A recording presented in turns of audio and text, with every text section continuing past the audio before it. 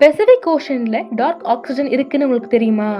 நம்ம எல்லோரும் ஒளிச்சேர்க்கை இல்லாமல் ஆக்சிஜன் உருவாக முடியாதுன்னு நம்புறோம். ஆனா இந்த நம்பிக்கையை கேள்விக்குள்ளாக்க ஒரு சுவாரஸ்யமான விஞ்ஞான கண்டுபிடிப்பு பெசிபிக் கடல்ல நடந்திருக்கு. பெசிபிக் பெருங்கடல்ல 4000 மீட்டர் ஆழத்துல உள்ள கிளாரியர் கிளாபர்டன் மண்டலத்துல இருண்ட ஆக்சிஜன், அதாவது டார்க் ஆக்சிஜன் எனப்படும் ஒரு அற்புத நிகழ்வு நடந்துகிட்டு இருக்கு. சூரிய ஒளி இல்லாமல் எப்படி கடலின் அடியில் ஆக்சிஜன் உருவானது?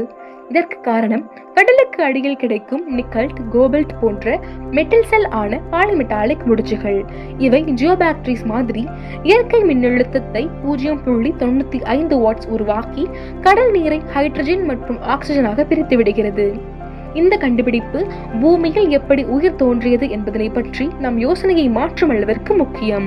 அதே சமயம் இந்த பகுதிகளில் சுரங்க பணிகள் நடத்துறதால ஏற்படும் சுற்றுச்சூழல் பாதிப்பும் பெரிய கவலையை கிளப்புகிறது. இந்த கண்டுபிடிப்பை பற்றிய உங்கள் கருத்துக்களை கமெண்ட்ல தருவீங்க. தினமும் ஒரு பதிவு பணியோடு பகிர்வோம். நன்றி, வணக்கம்.